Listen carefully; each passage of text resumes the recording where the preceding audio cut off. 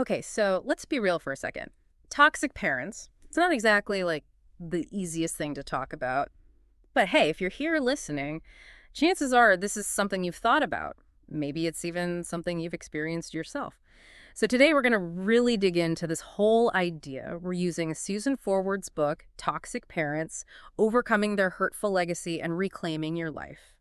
And just so you know, this book, it's a New York Times bestseller, so clearly a lot of people are dealing with this stuff. Yeah, it's interesting. Even the term toxic parents, Hmm. people can get really defensive about it. It's like there's this belief that parents are always supposed to be these good, loving people, like they're somehow above criticism. Yeah, it's almost like we see them as these Greek gods, which, when you think about it, can be kind of true, right? And maybe a little scary too. Ford uses that analogy in the book, and it really makes you think about the power dynamics between parents and kids. Exactly. It's all about how kids are raised to see their parents as perfect. Like they can do no wrong. Right. And that can really mess you up later in life. Like that story in the book about Sandy. She's dealing with serious depression because her parents are always putting her down. Oh, Sandy's story. I think a lot of people can relate to that. That feeling that you're never good enough. You're always trying to make your parents happy, and you just carry around all this guilt. That need to please your parents, that's a big red flag. Yeah. It's like kids develop all these ways to cope. Like they pretend it's not happening or they try to justify it just to deal with having toxic parents. It's almost like they create this whole other reality in their head where their parents aren't actually hurting them. Right, exactly. It's how they survive, but then it causes even bigger problems later on. Like they might end up in relationships where they're always giving and never getting anything back. Or they don't know how to stand up for themselves because they never learned to put their own needs first. Okay, so let's talk about the different types of toxic parents. Because Ford talks about a few specific ones that I think a lot of people will unfortunately recognize. Yeah, for sure. She starts with what she calls the inadequate parent. These are parents who, for whatever reason, just can't give their kids the emotional support and guidance they need. Like Les, the guy in the book whose parents basically made him grow up way too fast. They gave him all these adult responsibilities, like taking care of his younger brothers and sisters. That's so sad. It's like those kids, they miss out on their whole childhood. And it affects them forever. Oh. Like Les, as an adult, he works all the time, can't connect with people, and is just totally shut down emotionally. It all goes back to what he missed out on as a kid. That makes sense, right? If you never got to be a kid, how are you supposed to know how to be a healthy adult? Exactly. It sets them up for a whole pattern of problems that can be so hard to break. All right, so moving on from the inadequate parents, let's talk about the controllers. I think we all know someone with controlling parents, right? It's all about power and manipulation. Oh, yeah, and they've got a whole bunch of tactics, like they'll give you ultimatums, try to control you with money, make you feel guilty, and the holidays. Oh, the holidays are their time to shine with the guilt trips. Oh, tell me about it. Holidays can be a nightmare with controlling parents around. It's like Michael from the book. His parents freaked out when he started trying to be independent. A lot of people feel that, like they're being suffocated, like they can never make their own choices. It's almost like those parents are trying to live their lives through their kids. It's not fair to the kids at all. No, it's not. And then there's another tough one, alcoholic parents. Forward uses this phrase, the dinosaur in the living room. Yeah, that's a good one. It really gets at that feeling. Like there's this huge problem that everyone knows about, but nobody wants to talk about it. It's all about denial, keeping secrets. The whole family pretends everything is fine when it's so obviously not. And it really messes up the kids. Like Glenn in the book, he talks about feeling invisible in his family. Like his needs and his feelings didn't even matter. That feeling of being invisible is really common with kids of alcoholics. They learn to just shut down their feelings. And just like with inadequate parents, it often leads to them looking for those same kinds of messed up relationships as adults. Right, it's like they're drawn to what's familiar, even if it's unhealthy. Exactly. Okay, so now we need to talk about something that can be just as damaging as physical abuse, verbal abuse. Forward makes it very clear just how sneaky and harmful it can be. It can be disguised as helpful criticism or even jokes. Right. And what people don't get is that even teasing that seems harmless. It can really damage a kid's self-esteem. It's true, like Phil's story in the book, his dad always made fun of him. And now, as an adult, Phil has a lot of anxiety and depression. And the worst part, people often just brush it off like, oh, he was just kidding, or you're too sensitive. But that just makes the kid feel like their feelings aren't valid. Yeah, like they're being told their pain isn't real. Exactly, and that can have really long-lasting effects. Okay, then of course, there's the most obvious kind of abuse, the physical kind. Kate's story in the book is really intense. She talks about having panic attacks because of her dad's violence. Physical abuse, it makes kids live in a constant state of fear. They never know when the next outburst is going to happen. And it's not just the physical pain, it's the emotional trauma, the feeling that you're not safe in your own home, the place where you should feel safest. And we can't forget about the other parent in those situations. The one who isn't physically abusive but allows it to happen. They make excuses or try to downplay what's going on. Forward calls them enablers, and their role is often overlooked. But it's important to understand how their inaction contributes to the kid feeling abandoned and alone. It's like they're saying, your pain doesn't matter enough for me to do anything about it. And finally, we come to the most devastating form of sexual abuse. Forward doesn't shy away from talking about how deeply this violates trust, especially within families. It's a topic that people don't like to talk about, but it's so important to bring it out in the open. Yeah, we need to get rid of the myths around incest. It's way more common than people think. It's not just strangers in dark alleys. It's often people we know and trust family, close friends, people in authority. Exactly, and that's what makes it so hard to talk about. The book uses a case study to show the long-term effects of incest. The shame, the guilt, the feeling of betrayal, it can be overwhelming. And healing from that is a long and difficult process. So we've talked about all these different types of toxic parents, but one thing Forward does really well is explain how these toxic family systems work. Like these families have all these unspoken rules and beliefs that everyone is expected to follow. It's like an invisible script that tells everyone how to act. And if you don't follow the script, you're seen as a threat to the family. So it's not just about individual personalities, it's about this whole messed up system. Exactly. And often these patterns get passed down from generation to generation. It's like a cycle of dysfunction. And within these families, people often end up sacrificing their own needs just to keep things stable. Like it's a way for the family to survive, but it comes at a huge cost to the people involved. They learn to suppress who they really are and end up feeling trapped and unhappy. It's like they lose themselves in trying to keep the peace. Exactly. So we've covered a lot of ground here, but the big question is, how do we actually break free from all of this?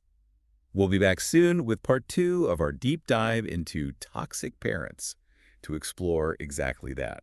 You know, it's funny. Even when you know, like, logically that your family is messed up, you still catch yourself doing the same things, falling into those same patterns. It's like those unspoken rules, they're just so ingrained in us. Yeah, that's the power of the family system, right? It's where we learn everything about relationships when we're kids, like what's okay and what's not okay.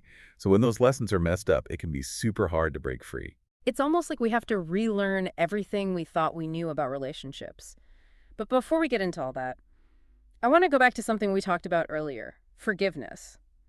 I'm still struggling with this idea that Forward doesn't think it's absolutely necessary for healing. It just seems so counter to everything we've been taught about letting go and moving on. Right. It definitely challenges a lot of the traditional thinking about healing.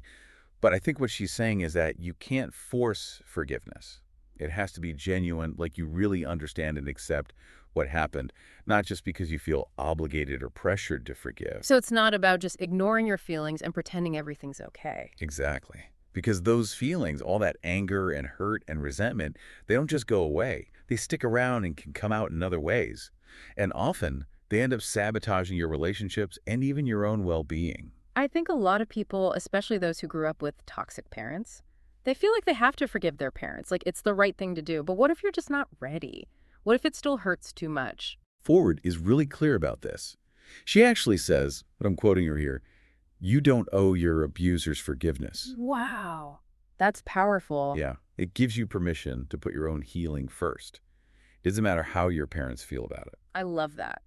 It's about taking back your power and recognizing that your healing is your own journey. You don't need anyone's permission to feel your feelings or to set boundaries or take care of yourself. It's about respecting your own experiences and realizing that true healing can only happen when you fully acknowledge what you've been through. Okay, so what about if you do decide you want to confront your parents? How do you know if you're ready for that? And what are some things you should consider before taking that step? Well, Ford talks about 3 stages of being ready for confrontation. The first stage is when the idea of confronting your parents is just completely overwhelming. Like it's too emotionally charged and you're terrified of how they'll react. I can see how that would be the case for a lot of people, especially if they're still really entangled in that toxic dynamic. The thought of upsetting things or being rejected even more, it can be scary. For sure. Then the second stage is when you start thinking about the possibility of confronting them. You might talk about it with friends or a therapist. You start weighing the pros and cons, but you're still not quite ready to actually do it. So you're building up your courage, getting support, and maybe even practicing what you'll say. Exactly. And then the third stage is when you actually feel strong enough, emotionally and mentally. You've done the work on yourself, you have support, and you're ready to speak your truth. So that's when the real preparation begins, right? It's not just about barging in and letting them have it. Definitely not. Hmm. Forward says it's super important to know what you want to get out of the confrontation. What's your goal? Do you want an apology? Do you want to set boundaries? Or do you just want them to know how their actions have affected you? So it's about being intentional and realistic about what you hope to achieve. Exactly. And she also talks about different ways to confront them. Face-to-face can be powerful, but it's not always the best option, especially if your parents are unpredictable or likely to get defensive. So what are some other options? She often suggests writing a letter. It's the less confrontational way to get your message across. You can really think about what you want to say and express yourself fully without the pressure of being right there with them. That makes sense. It gives you time to craft your message and make sure you say everything you need to say. Right. And it also creates a record of what was said, Hmm. which can be helpful later on if you need to remember what was said, or if your parents tried to deny what happened. But what if you've already tried confronting your parents and it didn't go well? Like, what if they denied everything, blamed you, or even got more abusive? Ford acknowledges that this can definitely happen. And she says that even if your parents don't react the way you hoped, the act of confronting them can still be really empowering. It's about taking back your power and not being silenced anymore. Exactly. And it can also help you figure out what you want for the future of your relationship with them. You might realize that a healthy relationship with them just isn't possible, at least not right now. So then what? What are some options for moving forward after a confrontation like that? Well, there are a few different paths you can take.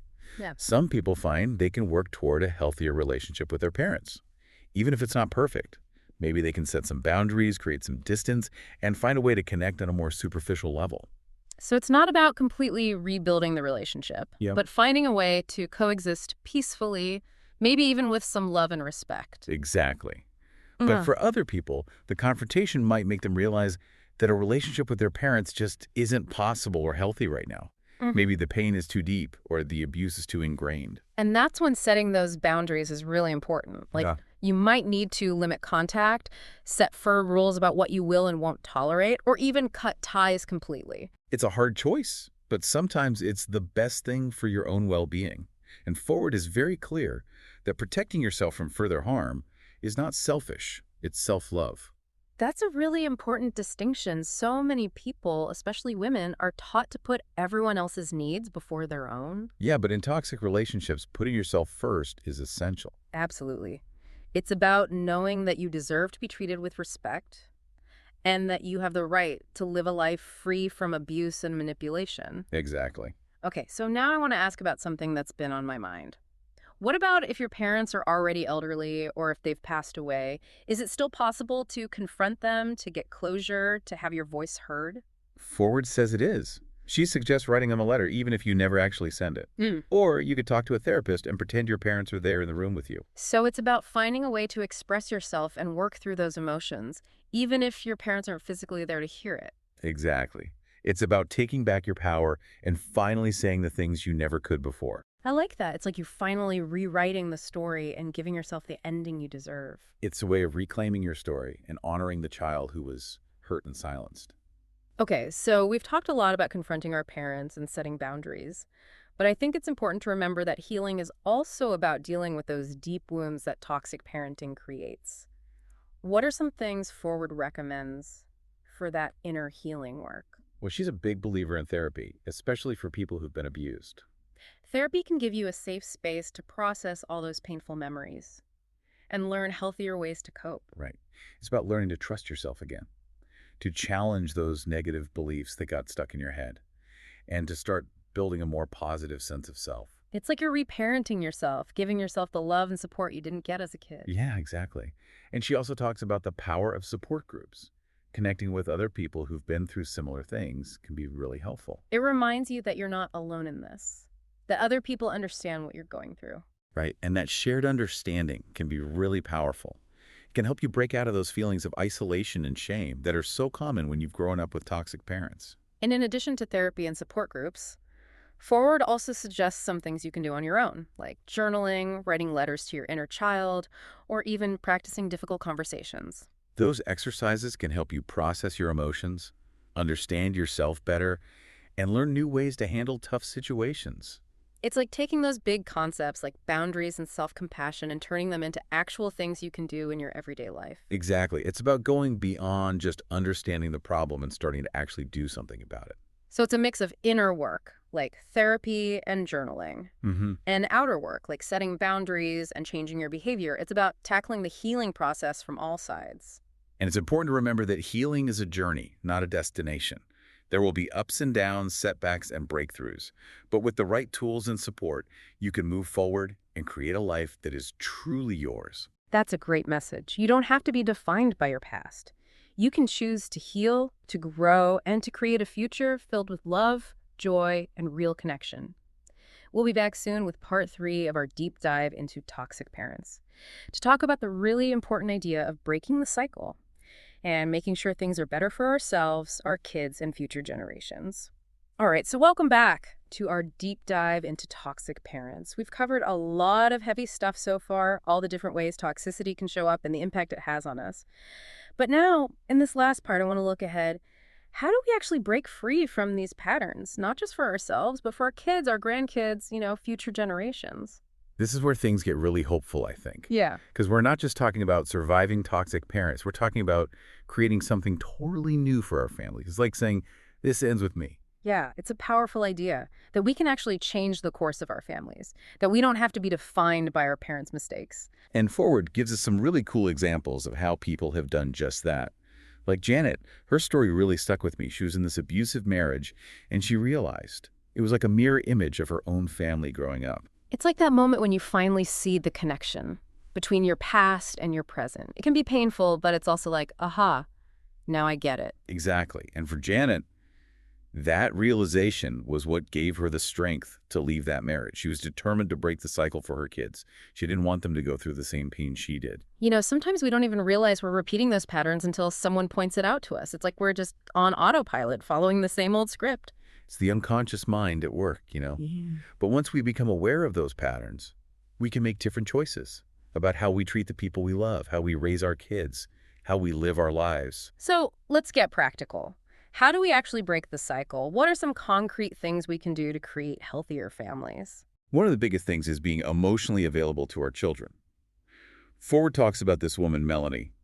Her parents were totally emotionally distant and neglectful, so she decided to do things differently with her own kids. That's so important, letting our kids know that their feelings matter, that they can come to us for support. Right, it's the basis of a secure attachment, and unfortunately something a lot of kids with toxic parents miss out on. But we can learn to do it differently, right? Oh, absolutely. Melanie went to therapy, joined support groups. She really worked at it. It's inspiring to see that kind of commitment. She wasn't just talking about it, she was actually doing the work. And that's what it takes.